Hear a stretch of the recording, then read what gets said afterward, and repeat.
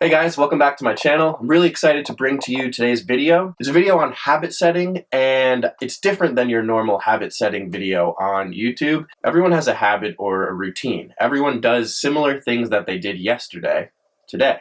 But what I'm making this video on today is the little things that you can change in your routine to make a really big difference by the end of the day. Hopefully by the end of this video, you have a couple things that you can work on, and we can all make progress towards achieving our goals. Let's get into it. Now, I assume if you're watching this video, you drive a car. So number one, our first change that we can make is when you're driving in a car, don't listen to music. Listen to an audiobook. Listen to motivational speakers. Listen to something that is educating you or inspiring you. Now, we all have an extra 10 to 15 minutes a day where we're in a car, at least. By adding just those 10 to 15 minutes a day, you can get up to an hour and a half of extra time listening to an audiobook every single week. So by the end of the month, you could probably get through a couple books just by keeping your exact same routine, but instead of listening to music in the car, now you're listening to audiobooks. This is something that has allowed me to read much more in my life and be able to consume a lot more content without having to feel the stress of adding all of these things to your routine. You're going to be in the car anyway. You might as well learn something while you're there. You almost have to think of your car as your virtual, movable, you almost have to think of your car as your virtual mobile classroom. Do you look at your phone first thing when you wake up in the morning? Now, I'm not judging you. Switch your 5 minutes of looking at your phone when you first wake up into 5 minutes of journaling, writing down your aspirations, writing down your ideal week, your ideal day, what it's going to take to make that week happen. It allows us to clarify our thoughts and really create a game plan throughout the week. And by doing that, you're not really adding that much extra time into your day. Instead, you're saying, I'm not going to look at Instagram for 5 minutes when I wake up, and I'm just going to write down what I have on my mind, and I'm not going to look or be distracted by anything else. This allows us to get clarity in our day, and it's very beneficial for all of us. So as I said before, this video isn't about just starting new habits. Instead, it's about finding the time within our day to replace certain things with better habits. So the next one we have is when you go to the bathroom, don't bring your phone, bring a book.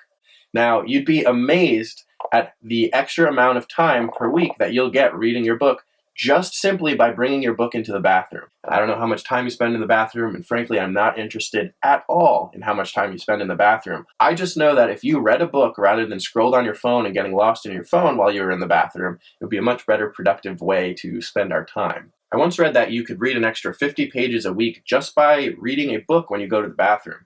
Now, this is my warning.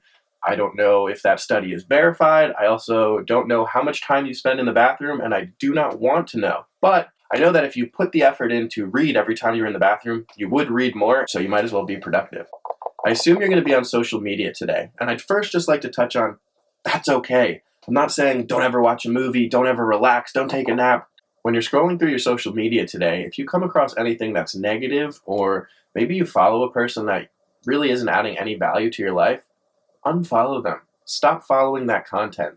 We have no reason to continue torturing ourselves through social media. Stop following content that is negatively affecting the way you think. If you scroll on Facebook first thing in the morning and you see something that's negative, block that person, delete that person. Why do I always have to sneeze during these videos?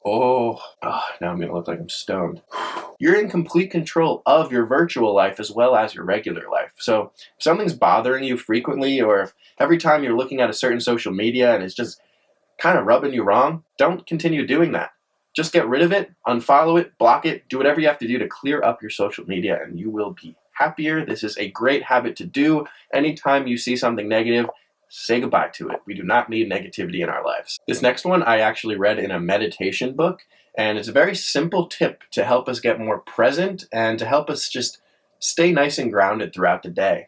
And that would be, do not use electronics while you're eating. And I mean, don't watch TV, don't look at your phone. Sit in silence and just eat one meal a day in complete silence. And I know this is harder than it sounds. This is something that I don't do frequently and should absolutely do more often. But I found that when I do this, I am so calm. You can really focus on what you're eating. Your food tastes better. You're present in the moment. You can taste your food. You can think clearly. You're in silence. It's almost like this special meal specifically for you in your own little world. Try it out and you'll see, wow, my food tastes better today, or wow, I'm much more present, or wow, I never realized that I don't like this food. It's a very simple way to just get in the present moment. It's a simple way to just realize that this is all that you have right now in front of you. You don't know what's happening in the future. It doesn't matter what happened in the past because it already happened. Rather, let's focus on this moment. Let's enjoy our meal. Let's just have a good time and be with ourselves right now. And it provides a lot of benefit. One more quick and easy thing that we can do is write a gratitude list right before bed. Now, I know I've kind of been hating on phones and social media and doing all of this in this video. Let me just clarify, I love social media. I use my phone probably more than anyone recording this content, and I run an online business, so I'm literally on my phone 24/7. I'm not hating on people who use their phone. Instead, what I'm trying to do is just bring awareness to how often you're using your phone and when you can possibly stop using your phone to replace it with a better habit. So what I'm talking about is right before bed, write a gratitude list. Write out 5 things or 10 things that you are grateful for today. I'm not talking about things that you were grateful for a week ago. I want you to write down things that you're grateful for today. And what I've noticed by writing your gratitude out right before bed, it's almost like this secret way to program your mind to have better dreams or to just be thinking of solutions and thinking of positivity before you go to bed. And I don't know about you, but if my brain was about to be kind of dormant for 8 hours, I'd like it to be thinking positively while I have no control over it, rather than going through negative annoyances throughout the day. So by writing a gratitude list right before bed, it's just an easy way to take note that you are grateful. You did have a great day, and even if it wasn't the best day, it's a way to say, look, I know I didn't have a great day, but these are the couple things I'm grateful for, and that's really powerful. I believe that this last one is something that all of us will forever be working on. It's something that doesn't ever end in life, but it's something that we can continually make progress on. And that would be stop believing your negative thoughts. And I know that sounds so much easier than it is, but we all do have the power to choose the storyline that we want to believe. And I think it's common for a negative thought or a thought that's just affecting us in a bad way to arise during our day, but you don't ever have to believe that thought and give in to what that thought is telling you. I don't want to get too deep into this, but it's the idea that if you believe in a negative thought and you allow that thought to become your life, that's exactly what happens. But instead, if you think a negative thought and you say, this is just a thought, I don't know why this came up, I don't know why I'm even thinking about this, but I know this isn't the most important thing in my life right now. This thought is not my ultimate truth. I don't need to believe in it. Just take a breather. Let the thought pass, and then you'll realize, oh wow, that was a crazy thought. That's not me. This is who I am. I choose my thoughts. I'm in control of my life. One way that we can do this is anytime you have a negative thought, just label it. Label it as, I'm negatively thinking right now. I'm not sure why I'm negatively thinking right now. Instead of giving into this thought loop, I'm just going to sit here and I'm going to let it pass. And as soon as this passes, I'm going to entertain a positive thought. I'm going to entertain a thought that's going to have a positive effect on my life. And I've noticed in my life, this is something that I really needed to do. I didn't know that you could control positive and negative thoughts. But once I finally started paying attention to this, my entire life changed. I started thinking more positively. I stopped gossiping. I stopped making other people feel bad. I noticed that by having that positive effect on other people, you can really make a difference. And it all starts with yourself.